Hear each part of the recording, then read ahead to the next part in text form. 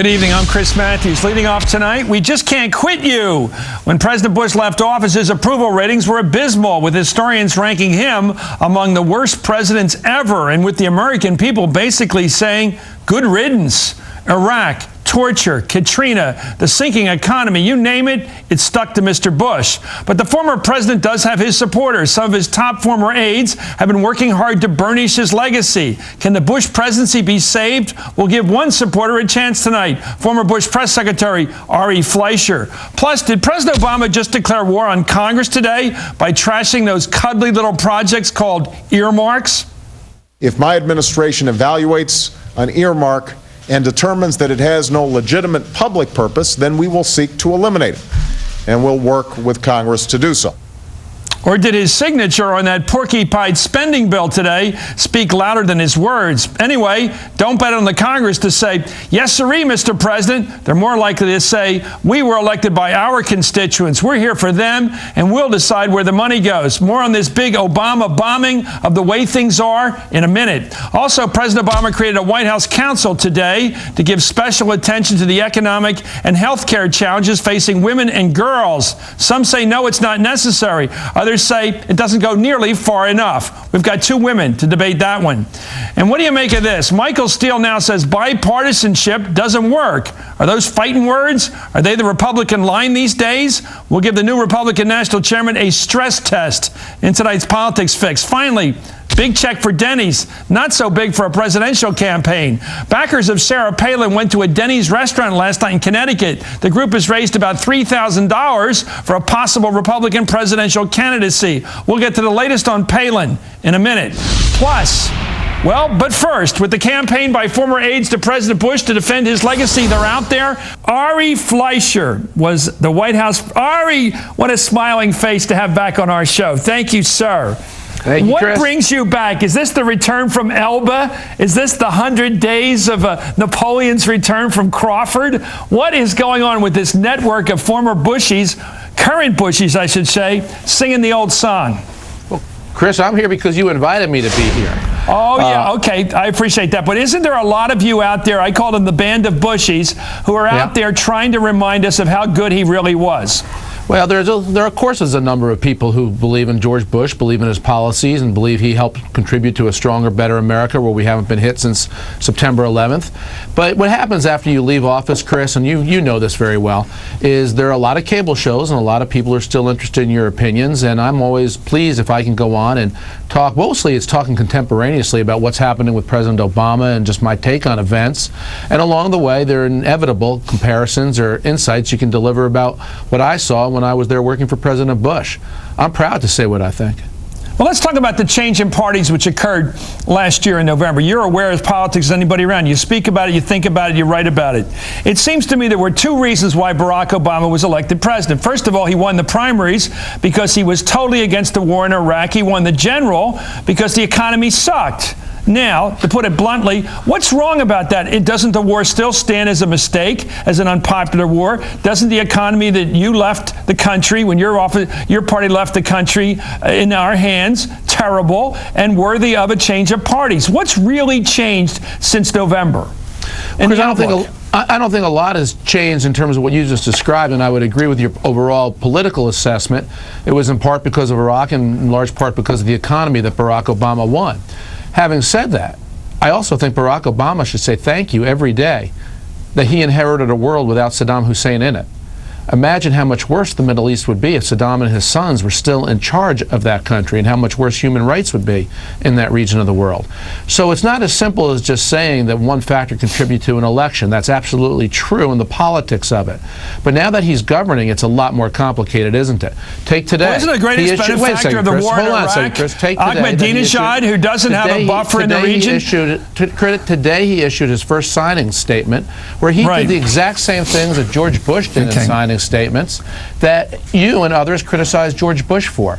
My point is that governing is a lot more complicated than mere politics, and I can point that out when I have the ability to compare what happened under George Bush's watch to Barack Obama's watch. It's a lot of nuance and a lot of context.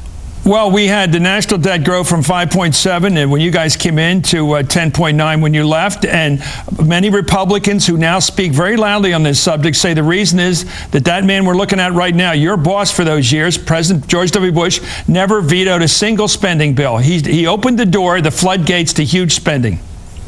Well, actually, the spending Isn't that true? Chris, the spending on domestic discretionary, non-homeland security went up by 1.3% a year.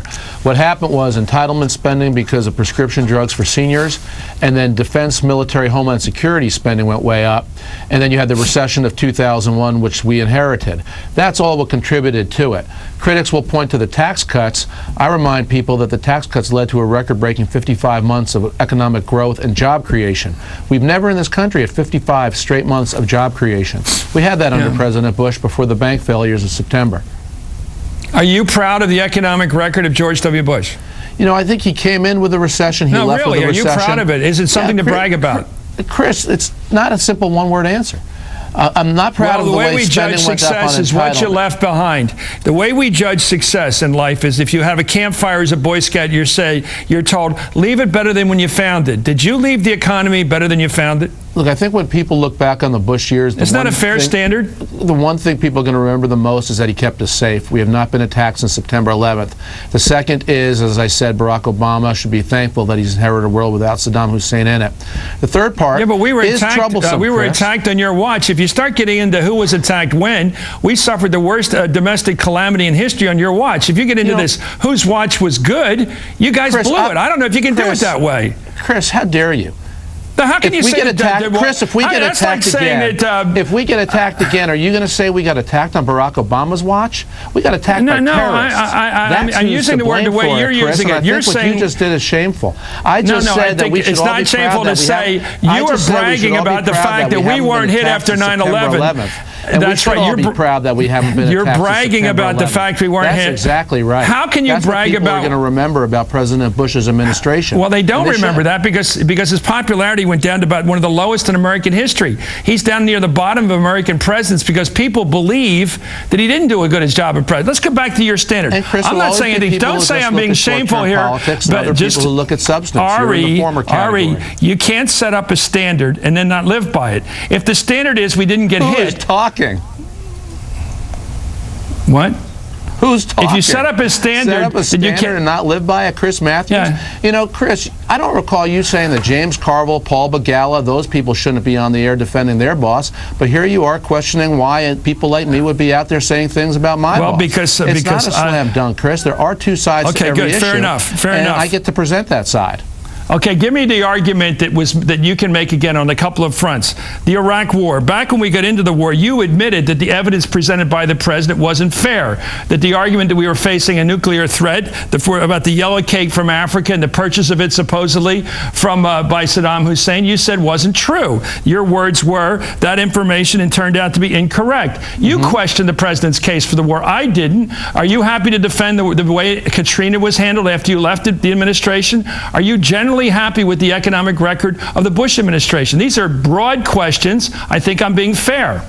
And by the way, nobody was tougher. Nobody on television was tougher on President. Nobody was tougher on President Clinton than I was, and you know it.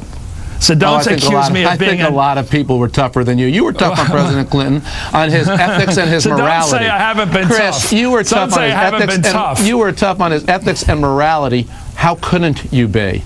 But as for President Bush, yeah, I am proud of the fact we have not been attacked since September 11th, and a lot of people deserve credit for it, President Bush included.